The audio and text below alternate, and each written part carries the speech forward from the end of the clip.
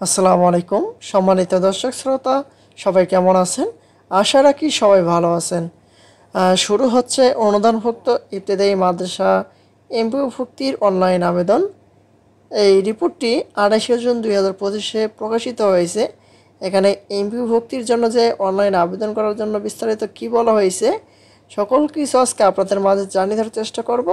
আশা করি ভিডিওটি মনোযোগ সহকারে শেষ পর্যন্ত দেখার চেষ্টা করবেন। আর আমাদের এই চ্যানেলটিতে নতুন হয়ে থাকলে অবশ্যই চ্যানেলটি সাবস্ক্রাইব করে পাশে থাকা বেল আইকনটি অন করে রাখবেন।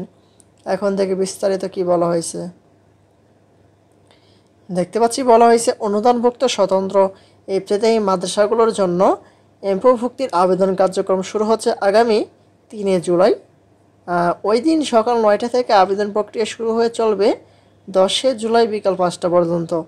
এখানে এমপিও ভুক্তির যে আবেদন শুরু হবে এটি হচ্ছে 3 জুলাই থেকে 10 জুলাই বিকাল 5টা পর্যন্ত আবেদনের হচ্ছে সময়সীমা।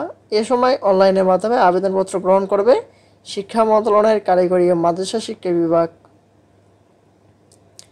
এখানে আরও বলা হয়েছে বৃহস্পতিবার 26 জুন মন্ত্রণালয়ের জারি করা এক বিজ্ঞপ্তিতে এ তথ্য জানানো হয়। এতে বলা হয়েছে কেবল অনলাইনে আবেদন গ্রহণযোগ্য হবে, সরাসরি ডাকযোগে বা ইমেইলে পাঠানো কোনো আবেদনপত্র গ্রহণ করা হবে না।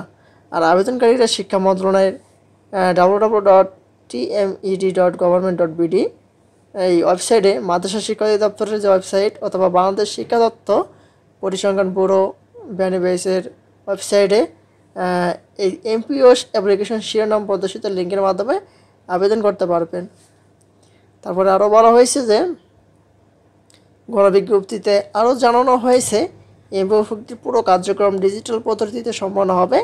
এই প্রক্রিয়া স্বতন্ত্র ইবতেদায়ী মাদ্রাসা স্থাপন, পাঠদান, স্বীকৃতি, পরিচালনা ও জনবল কাঠামো এবং এমপিও নীতিমালা 2025 অনুসরণ করে নির্ধারিত মানদণ্ডে উত্তীর্ণ মাদ্রাসাগুলোকে একটি তালিকায় তৈরি করা হবে।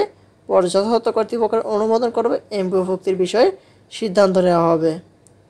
এ হচ্ছে এমপিও ভুক্তদের আবেদন করার যে শুরু সেটি সর্বশেষ আপডেট। পরবর্তীতে নতুন কোনো আপডেট আসা মাত্র আমাদের এই চ্যানেলটিতে পেতে অবশ্যই চ্যানেলটি সাবস্ক্রাইব করে রাখবেন। ধন্যবাদ সবাইকে। আসসালামু আলাইকুম।